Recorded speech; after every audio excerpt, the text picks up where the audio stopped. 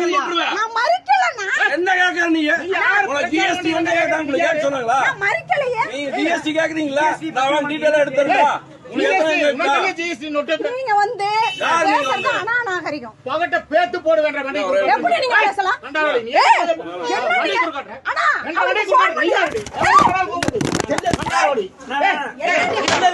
நீ வெளிய வா. எப்படி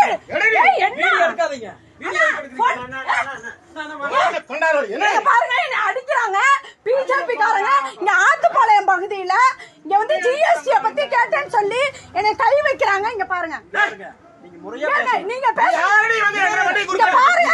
இது வந்து அண்ணா நான் மறிச்சனா இங்க பாருங்க, ஆத்துப்பாளையம் பகுதியில நீங்க எடுத்தீங்க. யார் எடுத்தாங்க?